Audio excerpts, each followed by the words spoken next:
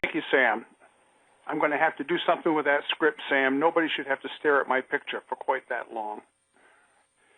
Okay, let's talk about what we're going to try to accomplish today. First of all, there's an awful lot of material in the handouts, and I hope you did get that printed out in advance because I will be referring to it a number of times during the presentation.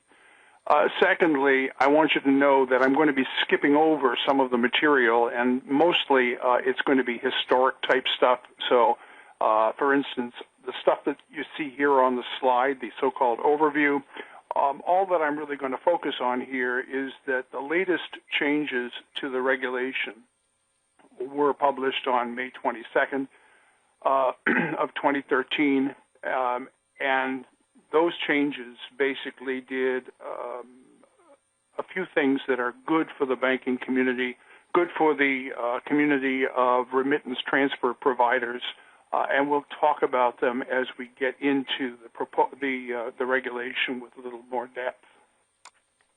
I do want to call your attention to some comments that are outlined in green, beginning on page 2 and over on page 3 in your handouts. If you printed them out in black and white, then it's going to be gray shaded and it's labeled as author's comments. I want to emphasize that these comments are mine and they are not necessarily those of GLIA Group or BOL Learning Connect, and they certainly don't represent official government comments either. So they're strictly personal observations, if you will. There's an awful lot of stuff in this regulation that is going to end up costing banks more money or remittance transfer providers more money in order to provide a service that they've been providing for a long time.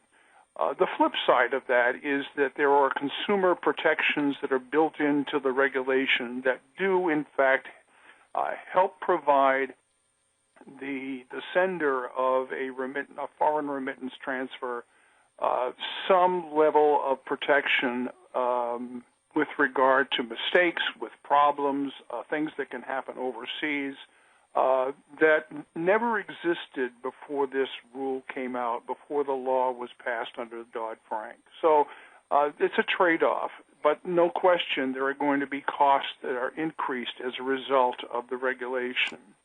That means that a lot of institutions over on page 3 are going to have to make some decisions. These are some of the options that they need to understand and that they need to get out of the way as quickly as possible so that they can determine, so that they can proceed with compliance with the regulation if, in fact, they're going to continue making these transfers. Some banks might want to consider restricting or changing their bill payment provider restrictions or bill payment program limitations so that bill payments cannot be sent outside the United States. That might be one thing that they'll consider. Another consideration might be partnering with a third-party provider that operates on a closed network in order to provide better predictability of costs over which the bank does not have any control and has very limited predictability at this point.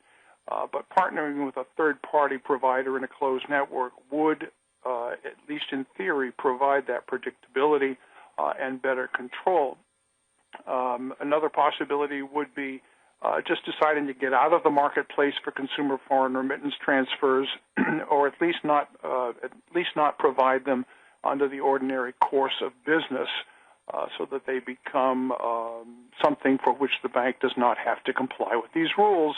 Or the bank might decide to just say, well, we'll wait and see what happens. And that's not a bad strategy here because a lot of banks have been predicting the worst, and what has happened is that so far the Bureau has tweaked the regulations in ways that have made them less onerous to financial institutions and other remittance transfer providers without appreciably limiting the redress or protection available to consumers. In other words, they basically learned what they're regulating a little better, and they provided ways for the regulation to be less onerous to the financial institution. I think that with practice, financial institutions may find that foreign remittance transfers don't end up being the big problem that they thought they might be. But that's my taking a wait-and-see attitude as well. Okay, there has been some easing of the rules. As I mentioned earlier, there have been some amendments issued.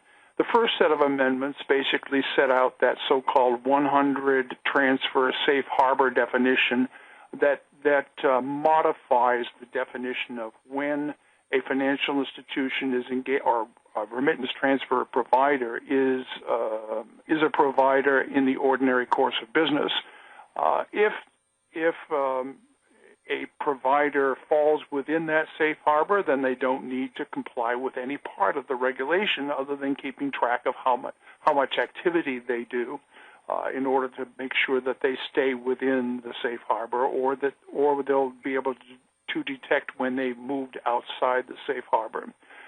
So clearly, that addition of that definitional safe harbor of 100 transfers this year and 100 transfers last year has provided a number of institutions, banks in particular, an out from having to comply. And they just need to kind of keep track of what's going on to ensure that they know if and when they actually have to start complying. Then the second set of amendments basically did two major things. One would be delayed the effective date to October 28th. Some of you may recall that the regulations were going to become effective on February 7th of 2013, but now they're going to be effective on October 28th. And the other thing is to take away some of the difficulty of disclosure by providing an optional nature to the disclosure of foreign taxes and most receiving institution fees.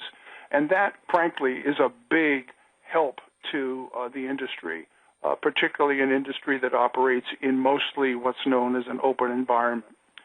And then finally, they provided, as predicted, and as promised pretty much by Director Cordray, some protection for providers under the circumstances when a sender provides erroneous routing or account number information such that the transfer ends up being credited to the wrong party's account overseas and cannot be recovered. Under the initial iteration of the rule, that was going to be a situation where the provider ended up holding the bag and having to reimburse the sender, even though it was the sender's error that caused the problem. Now, the sender does get to make some pretty sloppy mistakes here and still be protected, but when the sender provides erroneous routing or account number information, despite warnings from the provider that the information needs to be accurate, then the sender is on the hook, and we'll talk about that as well.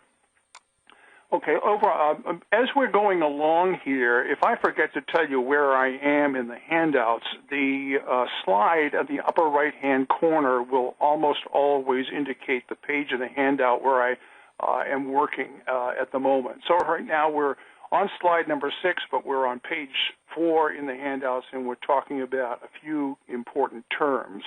I'm going to skip agent for now, but I will pay attention to the discussion on business day.